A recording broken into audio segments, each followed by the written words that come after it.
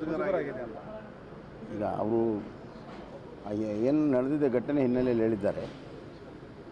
ಮತ್ತು ಈಗ ಈ matter is in the court basically and Lokayukta investigation ನಾವು ಮುಕ್ತವಾದ ಅವಕಾಶ ಕೊಟ್ಟಿದ್ದೀವಿ. ಸತ್ಯಾಸತ್ಯ ಹೊರಗೆ ಬರಲಿ ಏನು ಸಂಬಂಧ. ಆದ್ದರಿಂದ ಮುಂದಿನ ಕ್ರಮಗಳನ್ನು ಅತ್ಯಂತ ನಿಷ್ಪಕ್ಷಪಾತವಾಗಿ ಮಾಡೋದೇ ನಮ್ಮ ಸರ್ಕಾರದ ಒಂದು ಕರ್ತವ್ಯ. ಮತ್ತು ಇನ್ನೊಂದು ಈ ವಿರೋಧ ಪಕ್ಷಗಳು ಇದನ್ನೇನೋ ದೊಡ್ಡ ಮಾಡೋಕ್ಕೆ ಹೊರಟಿದ್ರು. ಇಂಥ ಹಲವಾರು ಪ್ರಕರಣಗಳು ಅವ್ರ ಆಡಳಿತದಲ್ಲಿ ನಡೆದಿದೆ, ಜನ ಮರ್ತಿಲ್ಲ. ಈ ಆಪಾದನೆ ಮಾಡೋ ಮುಖಾಂತರ ಅವ್ರ ಪಾಪ ಏನು ತೊಳೆಯೋಕ್ಕೆ ಸಾಧ್ಯ ಇಲ್ಲ.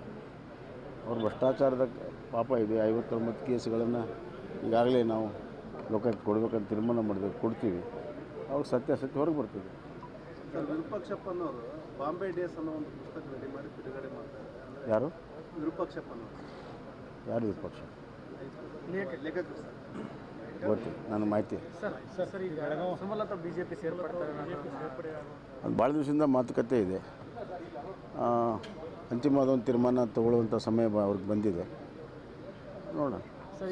ಹೈವೇ ಕ್ರೆಡಿಟ್ ವಿಚಾರ ಭಾಳಷ್ಟು ಇದೆ ನೋಡಿ, ಭಾಳ ಸಿಂಪಲ್ ಇದೆ ರೀ. ನ್ಯಾಷನಲ್ ಹೈವೇ ಯಾರು ಕೇಂದ್ರ ಸರ್ಕಾರ ಮಾಡ್ತಿದೆ.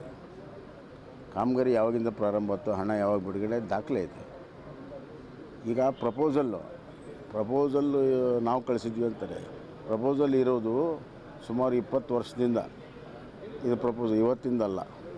ಸಿದ್ದರಾಮಯ್ಯ ಮುಖ್ಯಮಂತ್ರಿ ಆಗಿಂತ ಮುಂಚೆನೇ ಹೈವೇ ಆಗಬೇಕು, ಬೆಂಗಳೂರು ಮೈಸೂರು ದಿಟ್ಟನೆ ವಾಹನ ಇದೆ ಅನ್ನುವಂಥದ್ದು. ಅದಕ್ಕಾಗಿ ನೈಸ್ ಪ್ರಪೋಸಲು ಕೂಡ 93-94ರಲ್ಲೇ ಬಂತು. 93-94ರಲ್ಲಿ ಯಾರು ಮುಖ್ಯಮಂತ್ರಿ ಇದ್ದರು? ದೇವೇಗೌಡರಿದ್ದರು.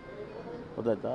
ಆ ನೈಸ್ ಫೇಲ್ ಆದಾಗ ಮತ್ತೆ ಇದಕ್ಕೆ ಚಾಲನೆ ಬಂತು. ಹೀಗಾಗಿ ಅದ್ರ ಇತಿಹಾಸ ಗೊತ್ತಿರೋರಿಗೆ ಗೊತ್ತಿದೆ.